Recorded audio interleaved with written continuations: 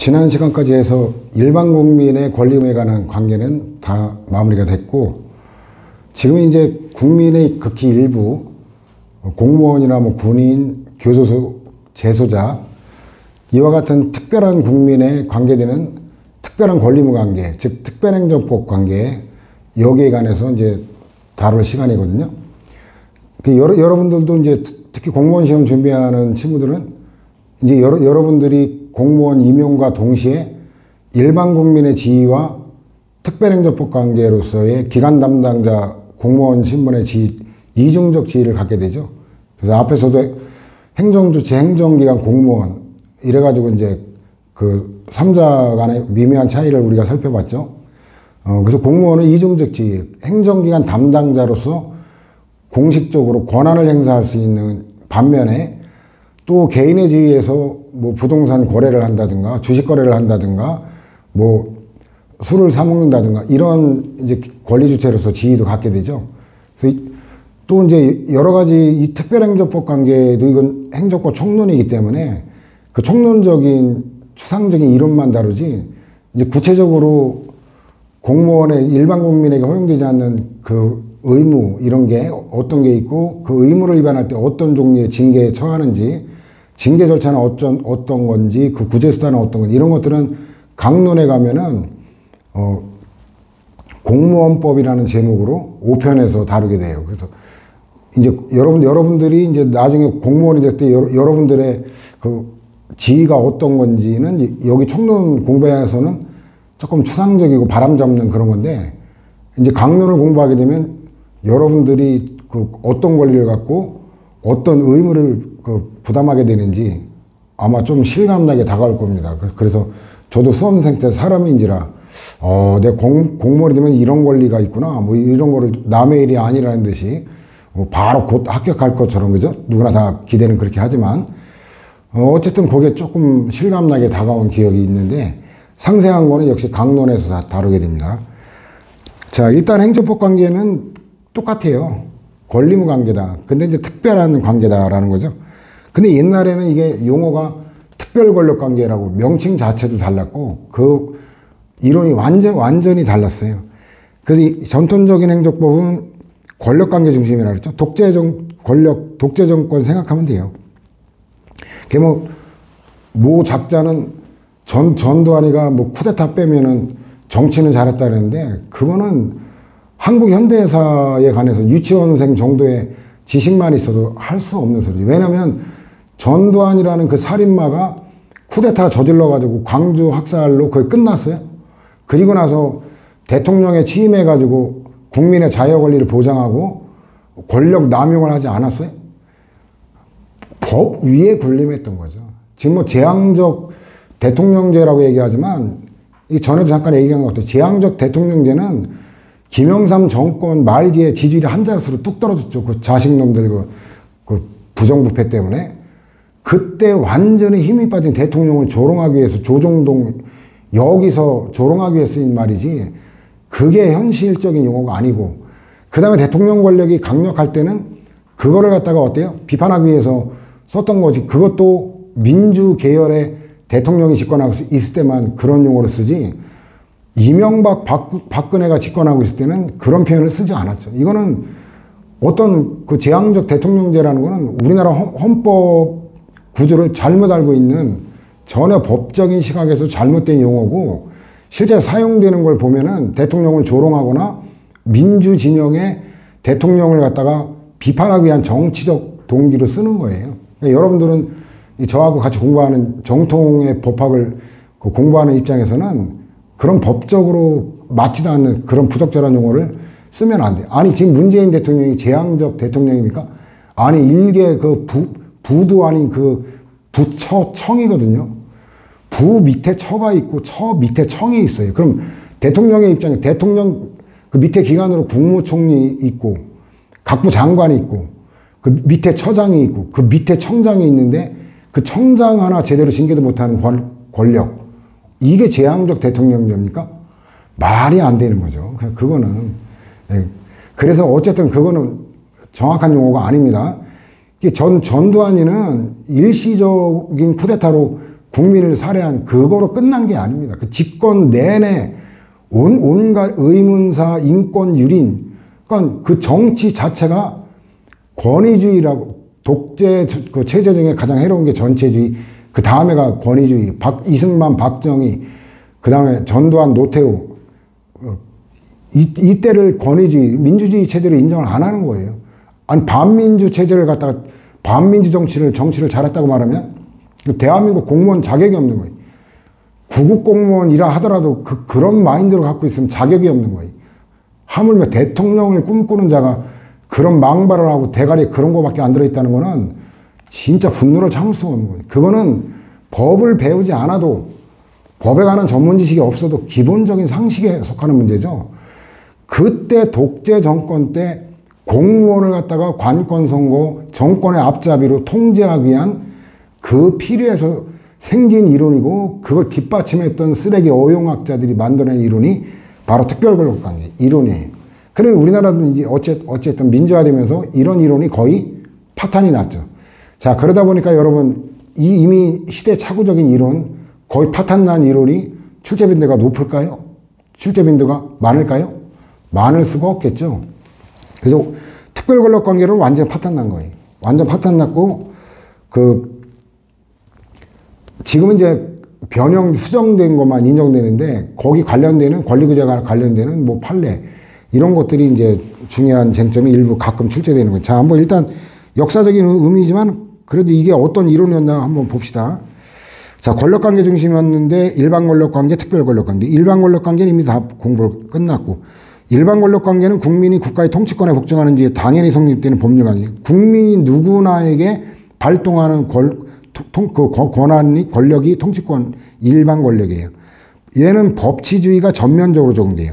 근데 특별 권력관계는 특별한 법률상 원인에 의해 성립되고, 예를 들어 공무원 시험 합격해서 공무원 임용이라는 교도소 재수자 관계, 군 복무 관계, 이런 특별한 원인에 의해서 성립되고, 일정한 행정 목적에 필요한 범위 내에서 일방이 상대방을 포괄적으로 지배하고 상대방의 이해 복종함을 내용으로 하는 관계로 뭐라냐면 무정량의 복종임이라고 해서 무정량, 양이 정해지지 않은 무한복종의 관계라고. 이런 뭐 조선시대도 군주와 신하의 관계가 무한복종이 아니었거든요. 여러분들 그 역사에 배웠겠지만 루이 그 14세 같은 프랑스 18세기, 이거는 절대 군주정이었어요. 절대 왕정. 근데 조선은 절대 군주제가 아니었죠. 조선은 중앙집권적 관료 지배 체제였어요. 알다시피 삼봉 정도전 선생께서 그런 국가의 틀을 만든 거죠. 국왕이라도 함부로 못해. 그래서 이 당상관 이상의 인사권은 왕이 독자적으로 행사를 못했어요. 그 3사라고 있죠. 사헌부, 사관원, 홍문관. 여기서 반대하면 왕이 인사권을 함부로 할 수가 없어요. 근데 그걸 무시하고 인사권을 강행한 몇 사례 중에 유명한 사례가 뭐냐면 이순신 장군이었어요. 이순신 장군은 권율 장군이 20대 초반에 무과에 합격을 했는데, 이순신 장군은 34살인가 6살인가 엄청나게 늦게 합격했죠. 그래가지고 뭐 굉장히 관료 생활이 늦었어요. 그렇기 때문에 계급이 뭐 굉장히 떨어졌죠. 그러니까 파격적으로 세계급을 올려버린 거예요. 그러니까 난리가 났죠. 이건 관행이 없는 일이다. 근데 가능했던 이유는 뭐냐? 백 때문에 그랬죠. 권율 장군하고 또 이일국 선생은 뭐 근거가 없는데, 권율 선생하고의 인연이 굉장히 크게 작용했고, 서해 유성룡 선생이 그 이순신 장군 형의 친구였어요. 어릴 때부터 불알 친구. 그 세종문화회관 근처 그 필동이라 그러나? 거기서 집이 근처라 서해 유성룡 선생 그 형하고 같이 친하게 지냈거든요. 그래가지고 그 서해 유성룡 선생이 엄청나게 이순신 장군을 강력하게 청구해서 무리하게 인사권 행사해. 왕의 권한이 그 정도밖에 안 됐어요. 함부로 할 수가 없는 정도래. 굉장히 합리적인 그 시스템이었다고 저는 생각하는데, 어쨌든 간에 무정량의 복종 의무, 우리 조선시대에도 없던 그런 것까지 강요했던 게 바로 특별권력관계 이론이고, 그게 유행을 했던 게 바로 그 전두환 노태우 때까지였어요. 다만 용어가 이제 옛날 용어를 그 독재 정권의 그 쓰레기 이론 용어 자체도 마땅치 않다. 그래서 특별행정법 관계가 주류로 바뀌는 거예요. 자, 배경은 외견적 입헌 군주정이라 그랬죠. 외견은 사이비, 가짜 계열이라 그랬죠. 입헌, 그냥 절대 군주정이 아니라 법에 입각한 군주정이라고 사기친 거죠. 근데 독일 같은 이런 나라에 있었지 다른 나라는 없었던 거예요. 대륙법계 공통이다. 이건 잘못된 거예요. 독일의 특이한 이론이죠. 종래 특권적 지위를 확보하려는 군주와 의회를 통해 군주의 권력을 제한하려는 시민계급 간의 정치적 타협의 산물이다라는 거죠. 왜냐하면 프랑스 같은 경우는 이런 쓰레기 이론이 없던 게 뭐냐면 참 프랑스 역사가 독특하죠. 기질이 뭐 굉장히 그래서 그런 건지 잘 모르겠지만 프랑스는 시민혁명으로 일거에 어때요? 일거에 군주제를 갖다가 파기시키고 군주를 단두대로 처형해버렸죠. 그 왕비 마리 앙뚜아네트도 군주대로 목을 잘라 죽여버렸죠. 그냥 타협할 왕이 없는 거예요. 근데 이제 독일은 알다시피 어떻게 후진국이었죠. 그죠? 지금은 이제 유럽 대륙 최고의 지금 강대국이지만 그때 당시에는 굉장히 그 후진국이었어요. 경제도 발전이 안 됐고 중산층도 부르주아도 형성이 안 됐고 이러다 보니까 군주도 이 시민계급을 일방적으로 탄압하기가 어려웠고 또 시민계급도 프랑스처럼 혁명으로 군주제를 아예 없애버리는데 이르지 못하기 때문에 주고받은 거예요. 그러니까 왕의 권력적 기반에 가는 거는 시민계급이 양보를 한 거예요. 그게 이제 특별행정법 관계 주축인 그 근무관계. 그래서 그 마오쩌둥이 유명한 말을 했죠. 권력은 뭐로부터 나온다? 펜으로부터 나온다? 펜은 칼보다 강하다라는 속담이 있지만 마오쩌둥은 권력의 핵심을 깨뜨렸죠. 권력은 총구로부터 나온다. 그 정확한 실상이죠. 총 앞에, 그죠? 총 앞에 그 성공한 혁명은 없어요. 혁명이 성공하려면 총 가진 자들, 지배 계급이 분열을 할 때 그때 지배계급이 권력 기반이 지배계급의 등을 돌릴 때 이때 가능한 거지. 그 군대가 집권자에 대한 충성을 버리지 않으면 성공할 수가 없는 거예요. 안타깝지만 세계 혁명사를 보면 예외가 없습니다. 그래가지고 어쨌든 그 권력 기반이 두 개라고 생각하면 돼요. 뭐냐면 첫째는 좀 전에 말했지만 무력, 군대죠. 군대. 그죠? 군대하고 근데 군대 갖고 이게 영원히 유지됩니까? 민생을 해결하지 못하면 아무리 군대를 장악하고 있더라도 결국은 어때요? 결국은 저항이 일부 지역에서 산발적인 소요 형태로 일어날 때는 진압이 가능해요. 왜냐하면 다른 지역 출신으로 구성된 군대를 보내버리면 되니까. 그 광주 항쟁이 왜 실패했어요? 광주라는 고립된 공간에서 일어났기 때문에 국제적 원조, 그 다음에 어때요? 다른 지역의 원조를 받을 수 없었기 때문에 그랬죠. 근데 그때 서울하고 부산 이런 대도시에서 동시에 봉기가 일어났다면 이때는 진압이 불가능합니다. 왜? 내가 호남 출신인데 경상도 가서 진압하고 경상도 출신이 그 호남 진압하는데 나는 내 고향 주민에게 총을 쏘는 게 아니지만 누군가가 내 부모님에게도 총을 쏠 거라는 걸 안 순간은 군대가 유지가 안 됩니다. 그 볼셰비키 혁명이 어떻게 성공했어요? 그때 그 광장에 모인 그 시위대들, 주로 여성들이었는데 군대가 횡대로 늘어서가지고 거기다 기관총을 발사한 그 순간 바로 다 해산돼 버렸어요. 그 기관총이 날아오는데 죽음을 무릅쓰고 앞으로 나아갈 용기 있는 사람은 없습니다. 그거는. 근데 어떻게 혁명이 성공했냐? 그날 밤부터 군대가 몇십만 명씩 해산되기 시작했어요. 국민에게 총을 들 수 없다. 이래가지고 소대장, 중대장, 간부들을 쏴 죽이고 실미도처럼 쏴 죽이고 군대가 몇십만씩 하루에 몇십만 다 탈영한 거예요. 이러니까 아무리 강대한 군대라 그래도 어때요? 이 국민 전체를 적으로 돌리고서는 유지가 될 수가 없는 거예요. 그래서 결국 우리가 6월 항쟁에 성공했던 곳이고 지금 미얀마인데 거기는 군사정권이 만든 국호라 민주진영에서 버마라는 옛날 용어를 쓰거든요. 그래서 저는 미얀마라고 안 부르고 버마라고 부르는데 버마의 이 항쟁이 지금 제한된 범위에 있기 때문에 안타깝지만 성공하기 어렵다고 생각합니다. 범국민적인 저항이 전국적으로 이게 지속적으로 될 때, 그때 국제사회 여론도 바뀔 수 있는 건데, 참 너무 안타깝죠. 그래서 어쨌든, 총 갖고만 권력을 유지할 수는 없다. 그러니까, 유능한, 전문가로 이루어진 유능한 관료 집단이 필요한 거예요. 그래서, 군대와 관료 집단, 이 군주의 핵심 권력 기반에 관한 거는 시민계급에 양보를 한 거예요. 타협을 해가지고. 그건 네가 알아서 해라. 법치주의 적용 안 하고 뭐 마음대로 자르든 뭐 하든 네 알아서 해라. 신경 안 쓰겠다. 대신 일반 국민의 자유와 권리를 제한할 때는 함부로 못하고 법적 근거 없이 못하고 권리구제가 당연히 허용되고 이렇게 해서 타협을 보게 된 거예요. 역사적으로. 자, 권리주체 간의 관계가 아닌 특별권력관계 내부에는 법기가 침탈할 수 없다는 라반트 계열의 열리는 거 다 법 실증주의자 쓰레기 계열의 법학자들인데 오토마이오 뭐 독일 행정법의 아버지라고 불리는데 쓰레기 아버지죠. 자, 얘들이 2차 세계대전 이후 비판의 십자포화를 받았다. 이 말은 뭐예요? 2차 세계대전 이후 독일이 민주화됐잖아요. 처음으로.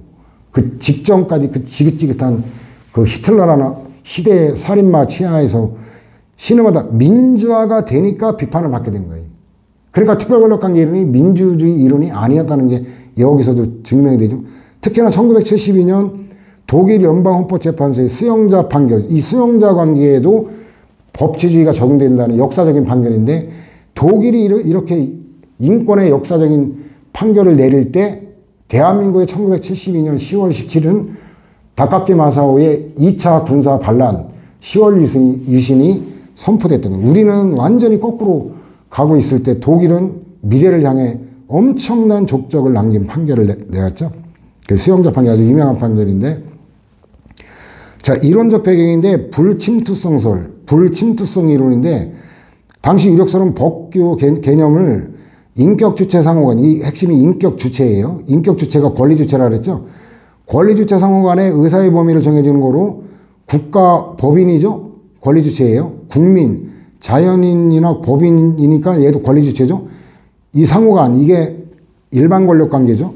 일반 권력 관계에는 권리 주체의 상호간의 관계니까 법규가 침투하는 건 이게 적용된다는 얘기예요. 그렇지만 국가 내부는 이거는 권리 주체 관계가 아니기 때문에 법이 침투할 수 없다. 근데 우리가 앞에서 봤죠. 공무원의 이중적 지위, 국가 공무원 영주물과 학생과의 관계도 인격 주체 상호간의 관계는 반론. 공무원의 이중적 지위잖아요.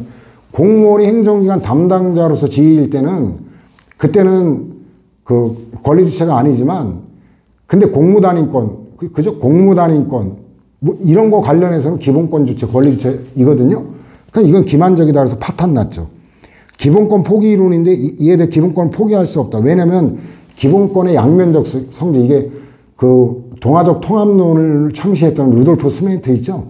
그 수제자가 콘라트 헤세인데 이 콘라트 헤세가 기본권은 그 주관적인 그 사익과 관계되는 표지도 있지만 객관적 가치 질서성이 있다. 아, 이거 스메이트가 그 객관적 가치 질서 이걸 강조한 거를 발전시킨 게 이제 콘라트 헤세거든요. 그러니까 이 기본권이라고 하는 거는 개인의 이익, 사익을 위해서만 인정하는 게 아니라 공익과 관련되기 때문에 함부로 포기할 수가 없다는 거예요. 사사로운 건 포기할 수 있어요. 집 포기할 수 있어요. 소유권 포기할 수 있어요. 1000억 그냥 수표로 뿌려서 포기할 수 있어요. 대박이죠. 그거 하나 줬으면 뭐 저도 강의 중단하죠. 여기서 더 이상 강의할 이유가 없죠. 농담이고 농담만은 아니죠. 사실 1000억을 내고 와서 주웠다. 근데 그게 점유 이탈물 횡령이 아니라 소유자가 권리를 포기한 게 맞다. 그럴 때는 안 가져갈 사람 없죠. 그죠? 근데 이 공익과 관계되는 거는 이거는 포기할 수가 없어요. 그래서 예를 들어 보면 그 국민의 언론 출판 집회 결사의 자유가 개인을 위한 거기도 하지만 그 기본권 행사가 보장이 돼야만 민주주의라는 이 시스템이 굴러가고 독재화되는 걸 막을 수 있는 거예요. 그래가지고 뭐 집회 결사 뭐 시끄럽고 막 교통에 방해된다고 그래서 그거 짜증낸다. 그러면 그거는 진짜 바보 같은 짓이에요. 왜냐하면 그 사람들의 기본권이 침해가 허용되는 걸, 불법적인 침해가 허용되는 거를 묵인하는 사회라면 언젠가 그 침해가 내게로 돌아온다는 사실이죠. 이걸 명심해야 돼요. 그래서 내 기본권이 보장되기 위해서라도 타 개인의 기본권 행사에 대해서 우리는 우호적으로 생각하고 응원을 해줘야지. 물론 이제 그 내용이 내가 찬성할 수 없더라면 내용에는 반대할지언정 그 기본권 행사 자체, 그 시위를 하는 거 짜증난다. 이렇게 평가하는 건 잘못된 거죠. 구체적인 주장하는 내용에는 내가 반대할 수 있어요. 그죠? 그래서 어쨌든 그런 성숙한 시민의식을 가져야 됩니다. 동의는 불법을 조각한다. 근데 이 조각이라고 하는 건 소멸이라고 생각합니다. 위법성 조각사유, 책임 조각사유, 뭐, 이런 말을 그 형법에서 주로 많이 쓰는데, 민법에도 손해배상에 쓰고, 우리도 쓰는데, 근데 내가 공무원 임명에 동의했지, 누가 법적 근거도 없이 내 권리를 멋대로 침해해도 좋다고 동의한 바는 없다. 사실과 다른 기만이다. 이래가지고, 이거 다 파탄 났어요. 그 내용 및 특색 보면, 옛날에 법률리브가 전혀 적용되지 않는다, 수권 없는 기본권 제한, 가능하다. 이게 첫 번째, 두 번째가 같은 거죠. 수권이라고 하는 게 법률리브 내용이니까. 사법심사 전면적 배제, 이게 다 파탄 났어요. 남은 건 뭐냐? 행정규칙의 법규성 부정되는 거, 요것만 지금도 예나 지금이나 똑같아요. 자, 그럼 이걸 인정할 것이냐? 긍정선인데 절대적 구별설은 이게 옛날 이론이에요. 옛날 이론. 이거는 뭐다? 가볍게 읽어보세요. 파탄 나고 존재하지 않는 견해예요. 상대적 구별설인데 제한적 긍정설이 통설인데, 자, 이거 보충 자료로 정리하자면, 이 제한적 긍정설은 일단 오해하면 안 되는 게, 긍정설이란 명칭이지만 제한적 범위에서만 긍정한다. 근데 원칙 긍정 이렇게 착각하면 안 돼요. 원칙 부정, 예외적 인정, 그리고 제한적 인정이에요. 일단 그거부터. 그래서 특별한 행정 목적, 공익 달성에 필요한 범위 내로 제한인데, 원칙 부정, 예외 인정, 제한된 범위, 이걸 기억해야 되는데, 부관의 사무부가 이거 출제 엄청 많이 되는 거예요. 다수설과 판례가 사정 변경이 다르다라는 것도 정확하게 예어돼야 될 거고, 하자치기가 전하는 인정 여부도 이거 또 부관만큼은 아니지만 출제가 좀 제법되고, 처분사의 추가 변경도 이것도 출제가 좀 되고 있어요. 그래서 여기 종합 정리한 거고, 구체적 설명은 해당될 때 설명하기로 하고. 자, 다시 돌아올까요? 자, 일단 상대적 구별이죠. 절대적인 게 아니라, 그러니까 본질적 차이가 없다라는 거예요. 법률 관계라는 건 똑같다. 다만 제한된 범위 내에서 차이가 있다. 그 보충자를 잠깐 설명하면, 특별행정법 관계 인정 여부만 빼고 밑에 게 원칙 부정, 예외 인정이라는 거예요. 밑에 세 가지가. 설명 오해 소지가 있겠네. 다만 국가와 공무원 간의 관계처럼 일반 권력 관계에는 목적이나 기능을 달리하는 부분 사회가 존재하고, 분명히 공직사회, 모든 국민이 공무원은 아니잖아요. 그 다음에 일반 권력 관계와는 다른 특성규를 받는 특별행정법 관계가 존재한다. 예를 들어 보면 군인 공무원 같은 경우는 엄청나게 많은 기본권이 제한되죠. 일단 그 사병을 기준으로 해볼까요? 가장 기본권 제한이 많이 되는 게 사병이니까. 사병 같은 거주 이전의 자유 있어요? 없습니다. 밖에 영해 거주 못해요. 저는 장교이기 때문에 영해 거주 할 수 있었는데, 그냥 혼자 있는데 BOQ라고 그 독신장교 숙소, 거기 있었던 거지, 영해 거주도 제가 선택해서 가능했어요. 근데 병사들은 그것도 안 되죠. 그 다음 우리는 일과 끝나고 당직이 없으면 밖에 나가서 술도 먹고, 양구에 가서 목욕도 하고, 이렇게 할 수 있어요. 병사들은 H1박 증이 없으면 못 나가죠. 그 다음에 공부할 수 있어요? 공부 중단하고 휴학하고 군대 가야죠. 그 다음에 직업 선택의 자유 있어요? 휴직하고 가야죠. 저도 공무수행 하다가 2년간 공무원으로 근무하다가 휴직하고 입대한 거거든요. 직업의 자유, 이것도 제한되죠. 그 다음에 행복 추구권, 그 성적 자기결정권, 마음대로 즐길 수가 없죠. 그 장교들은 그게 허용이 되죠. 일과 이외 밖에서, 애인 만난다. 그건 관계가 없죠. 근데 사병들은 그것도 제한되어 있죠. 엄청난 기본권 제한이죠. 일반 국민에 허용되지 않는, 그게 분명히 엄연히 있는 현실을 부인할 수가 없지 않냐, 이런 거고. 따라서, 일단, 법률유보가 적용되긴 하지만 밀도, 정도가 완화되고 일반인에게 허용되지 않는 기본권 제한, 좀 전에 설명했잖아요. 거주 이전의 자유 같은 대표적 교도소 재소자가 출퇴근하겠다. 교도소에 출퇴근하는 건 재소자가 아니라 교정직 공무원이 출퇴근하는 거지 재소자가 출퇴근하겠다. 누가 그걸 허용하겠어요? 말도 안 되는 소리죠. 그 다음에 사법심사에 있어서도 처분에 해당하지 않는 게 상대적으로 많고 이 내부적인 권리와 무관한 것들이 많기 때문에 또 포괄적인 재량 및 판단 여지가 인정되면 기각 판결 가능성이 또 높다라는 거예요. 자, 그래서 이제 판례, 가장 중요한 게 요새 판례라 그랬죠. 육군 신병교육, 병사 얘기인데 지침서 중에 신병훈련소에서 교육훈련을 받는 동안 전화 사용을 통제하는 부분, 이건 법률 원칙 등에 위배되지 않는다. 그래가지고 기각된 건데 군인사법에 근거 조항이 있다는 거예요. 군인복무규율, 이게 대통령령이거든요. 여기에 의한 재임도 있고 국방교육훈련 규정, 여기 위임에 따라 제정된 거니까 법률에 근거한 규율이다. 그래서 법률여부 위반이 아니다라는 거. 또 밑으로 내려가면 군인의 복무 및 군인훈련은 일반 사회생활과는 현저하게 다른 특수하고 전문적인 영역이어서 군사 전문가인 지휘관에게 포괄적으로 일임할 필요가 있으며 군대에 대한 통수와 지휘는 예측할 수 없는 다양한 상황에 대해 이건 뭐 외우려고 할 거 하나도 없어요. 그냥 한번 읽어보는 거예요. 그냥 가볍게.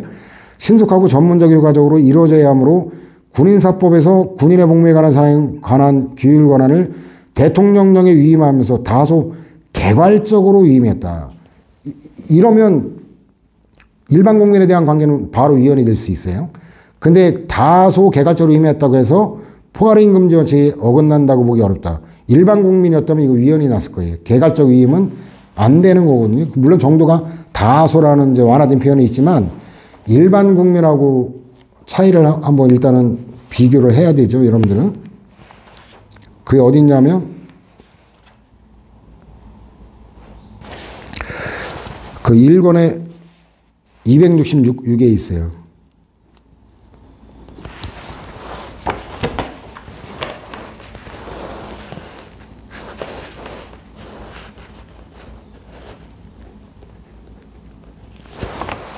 자, 거기 위에 팔는데 구체적 개별적 이익만 된다. 그 뭐냐면 대법원이랑 헌재랑 똑같아요. 구체적 개별적 이익만 되지. 이 말은 일반적, 추상적, 포괄적, 전면적 백지임, 백지수권, 골격입법 안 된다는 거죠. 여기는 특별행정법 관계니까 완화된 기준이 적용된다는 거 알 수 있죠. 자, 돌아오면은 저거 엄청나게 뜨거운 사건이었죠. 불온도서의 소지 전파 등을 금지하는 군인복무규율, 이거는 명확성 원칙, 과잉금지 원칙 및 법률여부 원칙에 위배되어 청구인들의 기본권을 침해하지 않는다. 근데 이거 보면 불온도서라고 국방부에서 지정한 게 얼마나 시대착오적이었냐면 이게 양서로 지정돼 가지고 그런 책들까지도 국방부 기준에서 불온도서가 된 거예요. 그래서 제가 볼 때는 이거는 현실적으로 이게 가능할까? 어차피 이거 군대 내에서 못 보게 해도 휴가 나가서 거기 일반인은 도서관에도 다 꽂혀있는 나쁜 사마리아인인가? 좀 아직 읽어보지는 않은데 그냥 두기만 했는데 이런 책들 얼마든지 그 도서관에 다 있어요. 그래서 이건 뭐 민간에 유통하는 것조차 통제를 한다 몰라도 그건 말도 안 되는 발상, 군사정권 때는 가능했던 발상이죠. 이건 실효성도 없는 그런 정책이었는데 참 시대착오적이라고 저는 생각합니다. 개인적으로는. 어쨌든 뭐 합헌이다. 그래야지 기각, 이거는 헌마 사건이니까 헌마는 권리구제형 헌법소원이라 인용 기각 이렇게 나가요.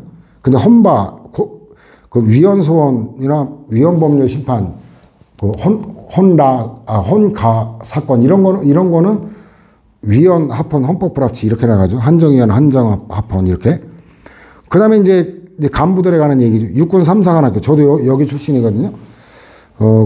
그 고시 출신들은 이제 5국공채 기본병과 장교라고 아주 굉장히 너절한 병과로 장교인데 대부분 뭐 정훈장교나 행정장교 이런 거로 빠져나가고 저처럼 이렇게 뭐 삼사관학교로, 왜냐면 여기 가면 까딱하면 절반이 육군으로 분류가 되고 절반이 해군으로 가요. 그러니까 육군으로 힘들게 고생하는데 안 갈 친구들은 다 이미 뭐 정원장교나 뭐 다른 시험 이거 봐가지고 다 빠져나갔는데, 그러다 보니까 이제 열댓 명밖에 없어요. 열댓 명밖에 없으니까 이제 학사 장교들 훈련 받는데 거기 포함돼가지고 훈련을 같이 받고, 임관은 이제 학사 장교로 임관이 돼요. 그 장교 신분 취직할 때는 그 5급 공채 기본병과 장교였는데, 나중에는 이제 학사 장교로 이제 분류가 돼요. 학사 25기거든요, 제가. 그랬는데 결국 이제 절반이 해군공 갖고, 해군공 가면 다 대도시 근무예요. 다. 그러니까 굉장히 근무 여건이 좋은데, 육군으로 가면 전원 보병이에요. 병과 선택 자유를 안 줘요. 그 고위공무원이 될 자원이나 국가관을 기른다 그래서 무조건 보병이고, 무조건 전방소대장으로 1년을 복무해야 돼. 그리고 나서 1년이 지나면 이제 행정장교로 보임하도록 해서, 저도 1년 좀 더 마치고 이제 연대 보급장교 하다가 다시 소대장으로 돌아가서 전역을 하긴 했는데, 요 삼사관학교 거기서 저 같은 경우도 그 초급장교로 쏘이는 음주가 안 돼요. 영내에서도 안 되고, 영에 말할 것도 없고. 근데 그 대위급부터 가능해요. 근데 그때 공교롭게도 이제 사격 훈련이 있던 날인데, 제가 뭐 옛날 대학교 때 군사교육 받을 때도 뭐 수말 쏘면 한 8발 맞추나? 그 정도 사격실밖에 안 되는데, 그냥 삼사관학교에 있을 때도 뭐 8발밖에 못 맞췄어요. 시원하게 안 되더라고요, 이게. 근데 이제 보병학교, 광주에 있는 광주가 아니라 전남 장성에 있는 보병학교 갔을 때는, 그래, 보병학교구나. 삼사관학교가 아니라 그때, 처음에 빵발로 나왔어요. 빵발. 0점 조정을 제가 못해가지고, 계속 빵발 나가지고, 이제, 그 관제탑에서 그 중령이 사격지 예약 있었는데, 몇 사로 튀어오라고 그래서, 조졌다. 이거, 한 발도 아니고, 이거 20발을 다 날렸으니, 이거 완전히 죽었다. 왜냐면, 삼사관학교 그때 훈련 받을 때, 진짜 모욕적인 얼차례를 주죠. 그 오리가름 걸려서 개머리판, 그 방탄무 위에 올려놓고, 사야에선 안 그랬는데 여기선 왜 그랬을까? 뭐 총알 한 방은 부모님의 피왔다. 뭐 이래가지고 막 엄청나게 막 가혹하게 그랬는데, 이제 소위로 인간하고 나서 갔는데 이제 안 좋은 기억이 있다 보니까 막막하더라고요. 조졌다 그랬더니 굉장히 합리적인 분이었어요. 이 빵발이 나왔다는 거, 이게 0점 이게 조정이 안 된 것 같다. 달라고 그러더라고요. 그래서 자기가 쏴보더니 이 경험이 많다 보니까 오주준한 거 계속 상탄이 나니까 의도적으로 밑으로 조정하니까 맞추더라고요. 그래가지고 이제 0점 조정이 잘 된 총을 저한테 주면서 다시 한번 쏴보라고, 다른 총으로. 쐈는데 20발 다 맞은 거예요. 제 군 인생에 처음이자 마지막이었어요. 그 이후에 그런 성과는 나온 적이 없는데, 물론 그 이후에 쏴본 적이 없구만, 아예. 그랬는데, 그 만점 맞은 사람부터 바로 이제 복귀 이래가지고 제가 그냥 거의 선두주자로 내려갔죠. 근데 그때 또 같이 이제 만발 다 맞춰가지고 내려온 친구가 애인 변심으로 힘들어 해가지고, 알았다, 내가 술 한잔 살게. 이래가지고 그 상무대 내에 있는 그 식당에 가서 술을 먹고 있는데, 이놈이 너무 힘들어 해가지고, 에라, 점호를 제껴버렸어요. 그래가지고 저녁 먹으러도 안 오고 그러니까 부대장이 차를 타고 와서 확인했는데, 째려보는데 같이 째려보고 그냥 쌩깠어요. 그 점호 때도 안 오니까 점호 끝나고 나서 다시 와가지고 강제로 이제 끌려가서 이제, 그래가지고 결국 어때요? 퇴학시키면 이제, 진짜 다시 이제 사병으로 가야 되는 거예요. 알았다. 그런 거 내가 감수 안 하고 이런 행동을 했겠냐. 마음대로 하라 그랬어요. 무릎 꿇으래요. 무릎 못 꿇는다. 장교는 무릎을 끊지 않습니다. 그래가지고 이제 결국 나를 잘라야 되는데 차마 그렇게까지 못하고 해서 결국은 그냥 뭐 반성문 쓰게 하는데, 양심에 반하지 않는 형식적인 학교 교칙에 위반되는 행위를 한 점이 잘못됐다고 시인합니다. 반성합니다. 이런 정도만 해가지고 3주 외출 통제, 휴가 통제돼가지고 계속 이제 그 정도로 끝났는데 여기도 그런 음주 관련된 사건이었어요. 육군 3사관학교 사관생도의 경우 일반 국민보다 기본권이 더 제한될 수 있다. 이거는 뭐 아까 봤던 그 제한적 긍정서 그 마인드 그대로죠. 사관생도는 군 장교를 배출하기 위해 국가가 모든 재정을 본것까지 주죠. 부담하는 특수교육기관인 육군 제3사관학교, 이거 경북 영천에 있는데 구성원으로서 제가 여기서 3달 훈련받았고 전남 장성에서 또 5달에서 장교는 8개월 훈련기간이 꽤 길거든요. 사병보다. 학교에 입학한 날에 육군사관생도의 병적에 편입되고 준사관에 전하는 대우를 받는 특수한 신분관계에 있다. 뭐 당연하죠. 특수신분관계, 특별행정법관계. 존립 목적을 달성하기 위해 필요한 한도 내에서 일반 국민보다 상대적으로 기본권이 더 제한될 수 있지만 그런 경우에도 법률유보 원칙이나 과잉금지 원칙 등 기본권 제한의 헌법상 원칙은 지켜야 한다. 그 다음에 이제 그 일반 국민은 이거하고 무관하니까 지킬 필요가 없지만 얘들은 이런 학교 학칙 이런 거를 존중해야 된다는 이것도 뭐 당연하죠. 근데 어떤 사건이냐면 사관생도인 갑이 사회에 걸쳐 학교 밖에서 음주를 했다. 이건 사실 진짜 저보다 더 심한 거예요. 저는 소위 인간 됐고 군에서 먹었는데 여기는 아예 학교를 이탈을 한 거예요. 이건 상상하기 어려운데 그래가지고 결국 품위유지 의무를 위반했다는 이유로 요새는 뭐 규정이 바뀌었나? 그 훈련 끝나고 일과 후에 밖에 외출이 가능한지 모르겠네요. 저희 때는 그게 안 돼가지고 육군 3사관학교장이 교육운영위원회 의결에 따라 갑에게 퇴학을 시킨 거예요. 올 것이야지. 이렇게 되면 이제 장교 그거 끝난 거고 사병으로 다시 시작해야 돼요. 금주조항은 사관생도의 일반적 행동자유권, 그 다음에 이제 사생활의 비밀과 자유 등 기본권을 과도하게 제한하는 거로 무효인 금주조항 적용에 내린 퇴학 처분이 적법하다고 온 거 잘못 있다 해서 파기시킨 거예요. 그래서 구제가 됐죠. 여러분 상식적으로 생각할 때 뭐 밖에 나가서 강도짓을 했다면 퇴학당해도 억울할 게 없지만 4번 정도 술 먹었다고 그걸 뭐 외출이 휴가 통제가 아니라 아예 퇴학을 시키는 건 누가 봐도 과잉금지 위반이죠. 감각적으로 봐도. 그 다음 국가기관과 공무원 간의 공법상 근무관계에도 남녀고용평등법 줄여서 근로기준법 다 적용돼요. 근데 문제는 뭐냐면 얘네들이 일반법이기 때문에 얘네들의 규정이 없는 내용만 근로기준법이 적용되는 거예요. 그 공무원법이나 국가공무원법이나 지방공무원법 여기에 규정이 있는 거는 그게 우선 적용돼요. 그 특별법의 규정이 없을 때 얘네들이 적용된다는 얘기예요.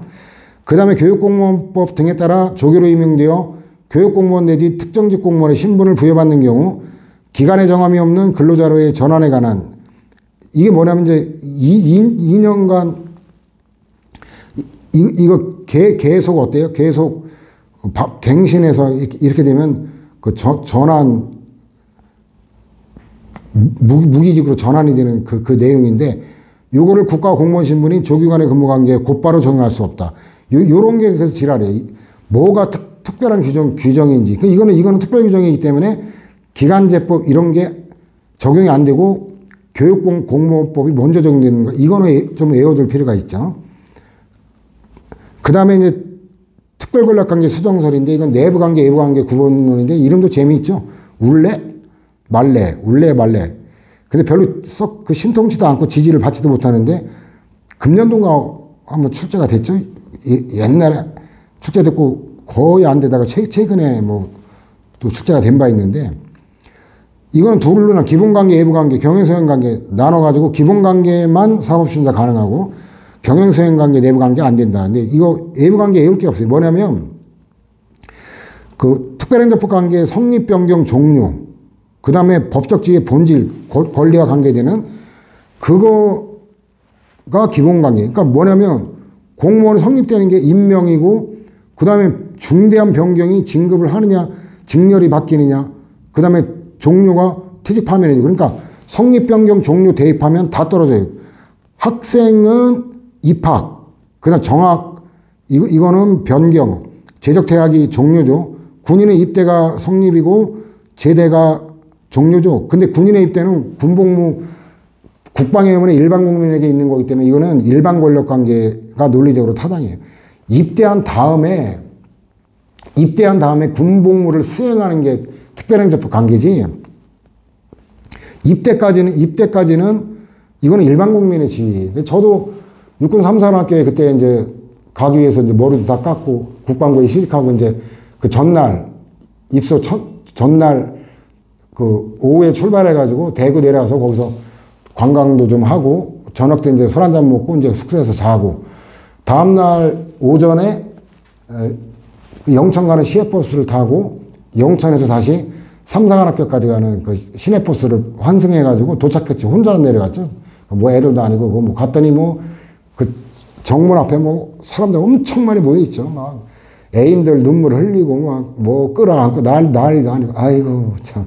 그리고 거기 정문을 통과해서 우회전해서 이제 거기에 이제 막사들이 쫙 나타나기 시작하더라고요.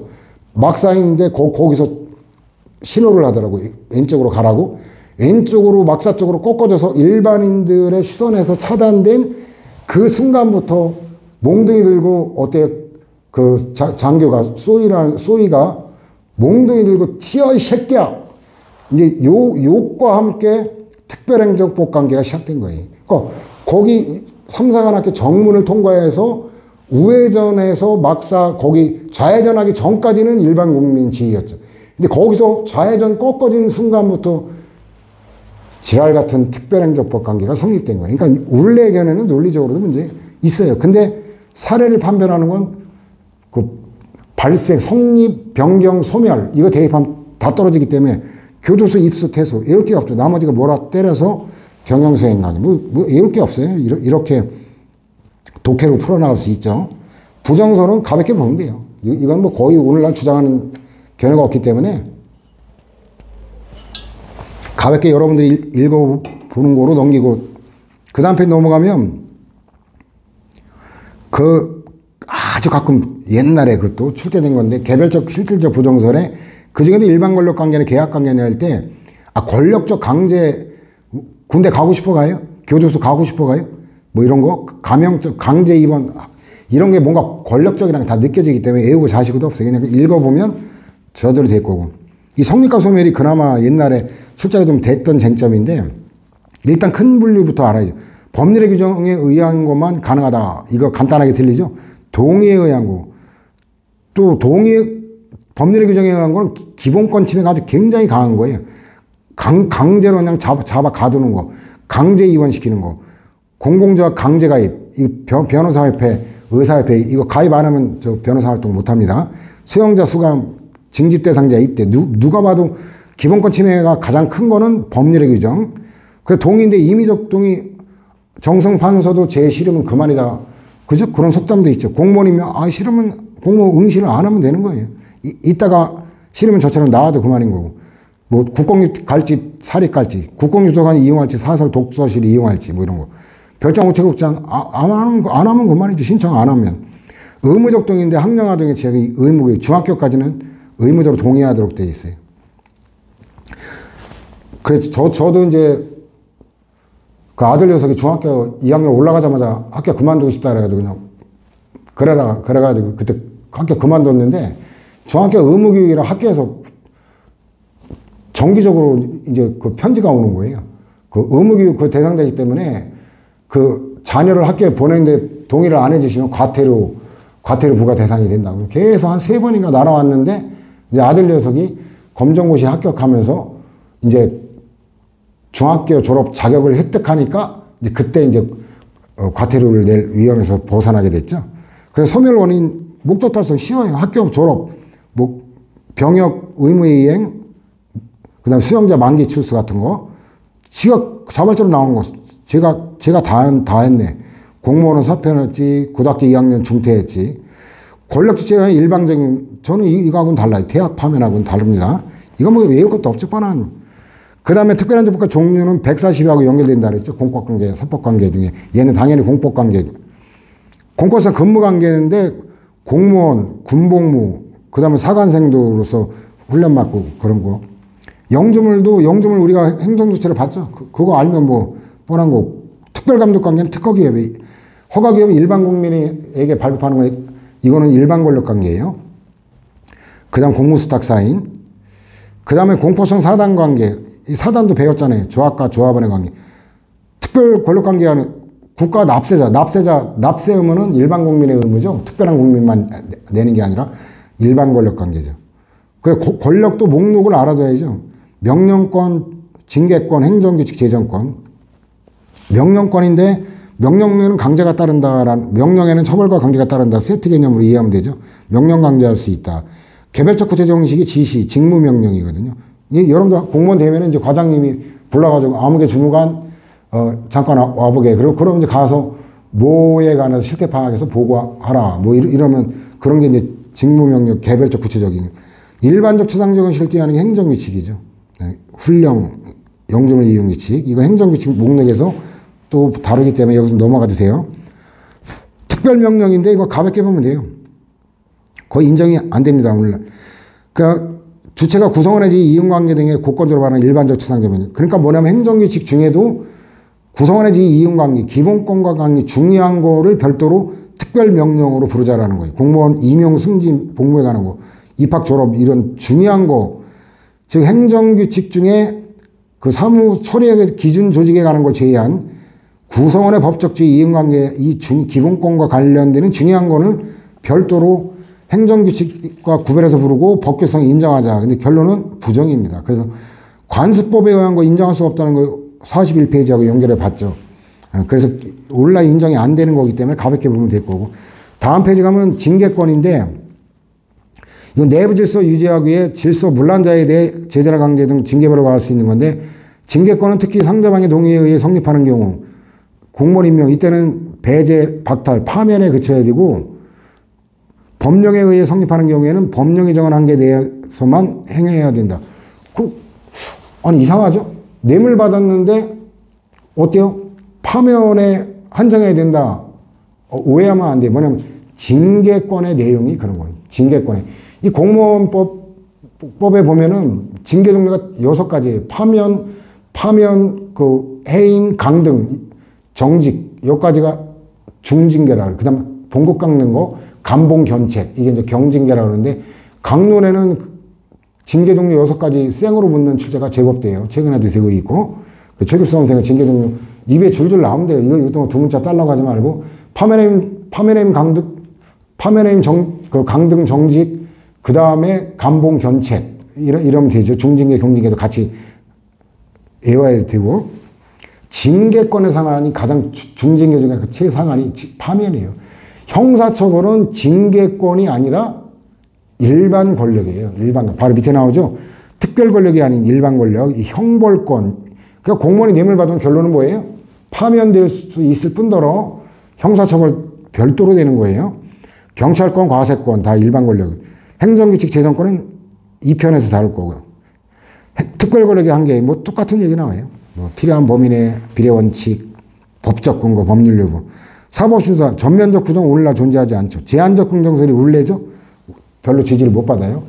그 기본관계 거기만 인정하자는 건데 전면적 긍정설이 다수설인데 이것도 좀 꼼꼼한 독해를 요하는데 오늘날 다수설은 특별행정법 관계에 대해서도 소송 요건을 충족해야 한다는 제한 이외에 특별행정법 관계 특유한 일반 국민이라고 다른 특유한 제한은 인정하지 않는다.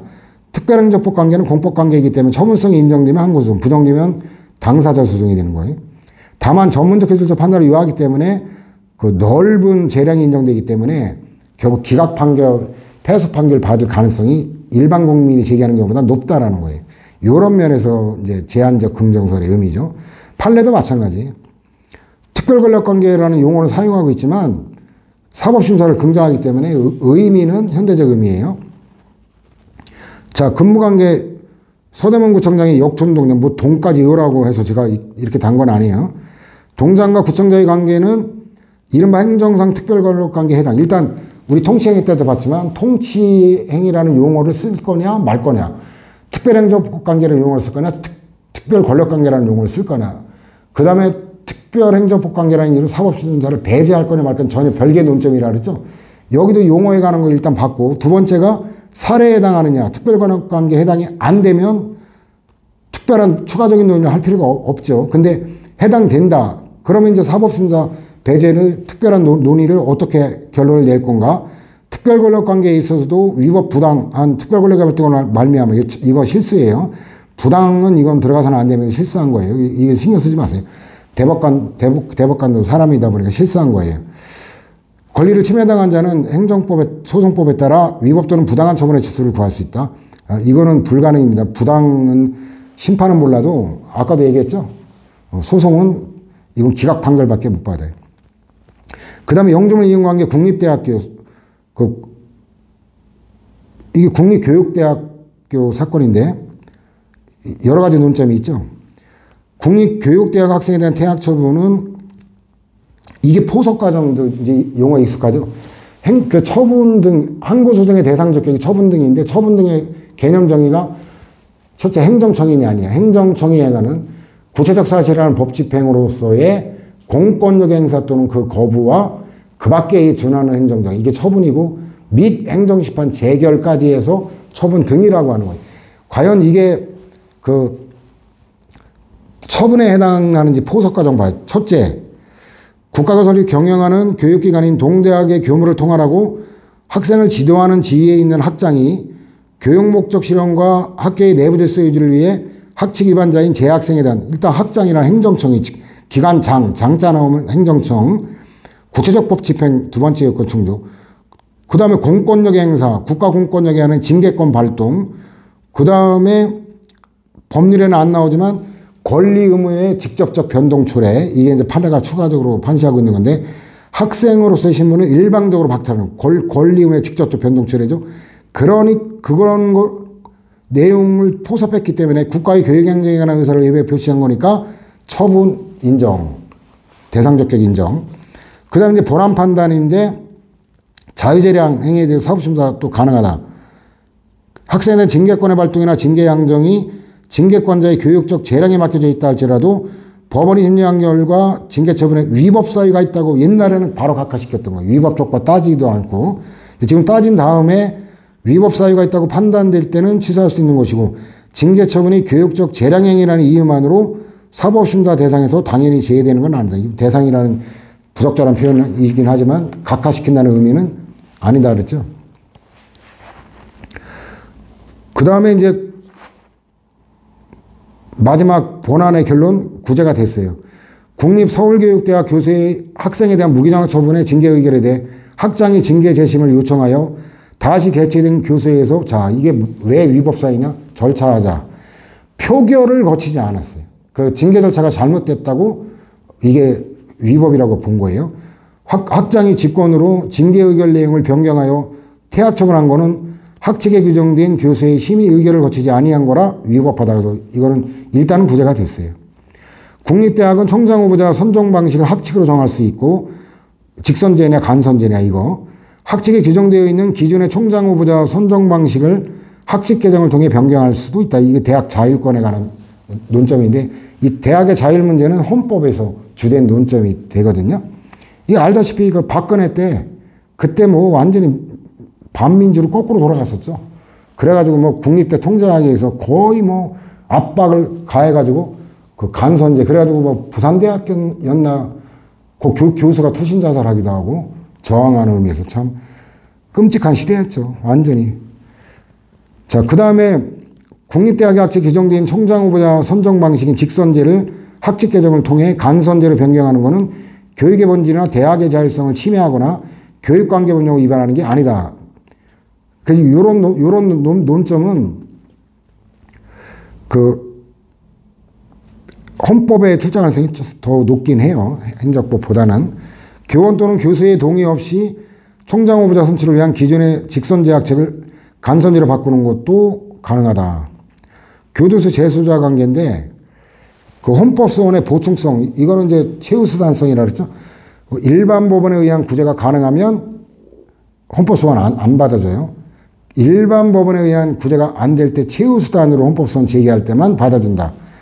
그 다음 헌법소원의 대상이 된 침해 행위가 종료되었어도 예외적으로 심판 청구 이익이 있다고 하는 건데 이런 거는 솔직히 행정법에 출제하면 안 되는 거예요.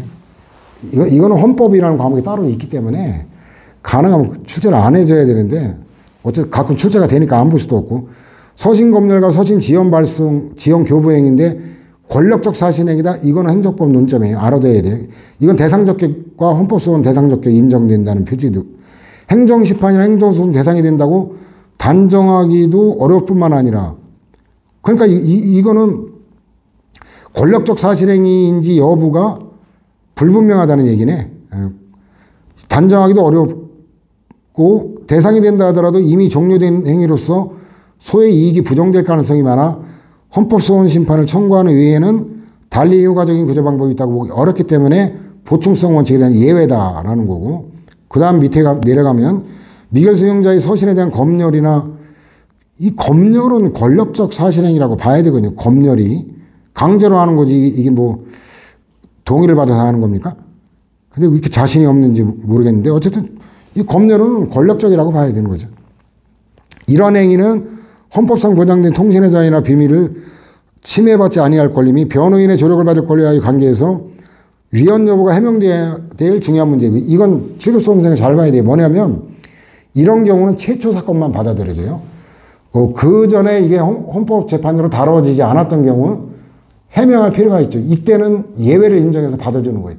근데 일단 이걸 갖다 해명을 하고 헌재가 판단한 부분에 이런 사건이 또다시 제기된 그때부터는 계속 각하시키는 거예요.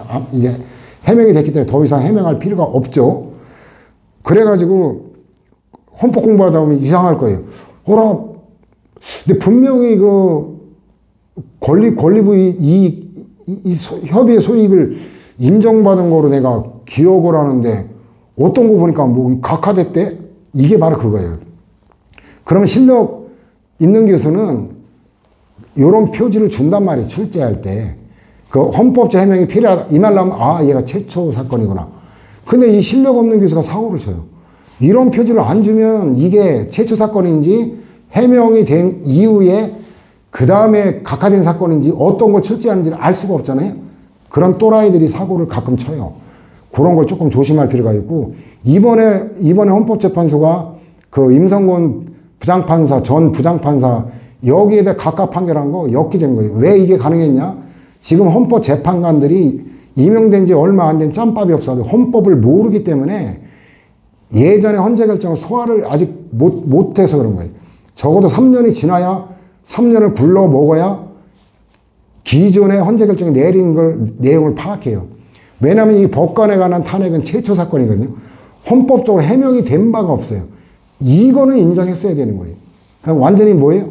헌법 지식이 그 빈약한 무식한 헌법 재판관들 닭대가리들이었기 때문에 그런 그 결정이 나온 거지. 진짜 짬밥 돼가지고 헌재 결정 이제 좀 전반적으로 파악한 정도였다면 이런 결정 안 나왔을 거예요. 그러니까 무식한 놈이 사고를 치는 거예요. 지금 무식한 놈이 설쳐되는 거 똑같이. 그래도 뭐 배우려면 제대로 배워야 돼요. 그래서 어쨌든 이런 게 또 이런 표지, 그 행정법에도 또 중요한 거예요. 이거 권리부의 현실적 출제가 아주 많이 되는 쟁점이에요. 자, 다시 돌아올까요? 자, 위헌 여부가 해명돼야 중요한 문제, 해명이 안 된 사건. 그 다음에 반복 계속될 거, 앞으로도 계속될 거로 보이고, 그 다음에 그 두 가지 표지, 그 다음에 또 세 번째가 헌법 질서의 수 유지를 위하여 기묘한 사항으로 해명이 중대한 의미를 지니고 있고, 반복 가능성, 계속 가능성, 요런 게 이제 그 요건이에요. 요런 요건, 요런 표현 나오면 심판 청구 이익, 권리부의 현실적 필요 인정, 이렇게 가는 거예요. 이거는 행정 소송에도 마찬가지예요. 표현만 다르지 유사하기 때문에 요런 거 잘 익혀두고 그러면 되게 쉬워요. 그 다음에 이제 단순 결론이죠. 근데 이거 나눠봐야 돼요. 사건을. 미결 수용자인데 미결은 뭐냐면 아직 확정 판결이 안 된 걸 미결이라 그래요. 그래서 미결 수용자는 구치소로 가는 거고 확정 판결이 나면 이제 교도소로 가는 거예요. 미결 수용자와 변호인이 아닌 자, 서신검열, 이거는 그 헌법 위반이 아니고, 근데 변호인, 이거는 헌법 위반이에요. 변호인의 졸업받을 권리는 굉장히 중요하게 보고 있기 때문에 이런 차이를 인정한다. 이거 정확히 나눠볼 수 있죠. 그 다음에 아까 95년 결정리에서는 진주교도소장과 마산교도소장, 뭐 이거 진주 마산까지 일권 아니고 교도소장 이렇게 출제되는데 서신검열행위는 권력적 사실행위다. 아까는 뭐 자신 없어 했는데 여기는 드디어 권력적 사실행위라고 나왔죠.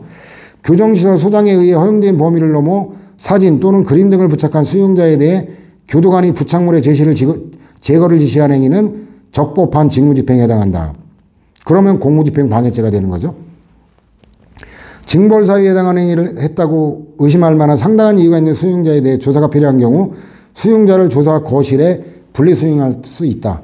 그러면 이제 결국 공무집행 방해로 처벌된다는 얘기고, 사단관계는 그 조합과 조합 직원에 관한 관계죠. 이거 공법관계, 사법관계에서 봤지만 근무조합, 공공조합의 근무관계만 공법관계고 급여 이건 사법관계라 그랬죠. 그런 논점도 있고, 농지개량조합과 직원과의 관계는 사법상의 근로계약 관계가 아닌 공법상의 특별권력관계이고 사례 인정. 근데 결론은 어떠냐? 조합의 직원에 대한 징계처분에 취소를 구하는 소송은 행정소송상에 속한다. 권리구제를 받아주겠다라는 거죠. 잠깐 쉬었다가 또 진행합시다.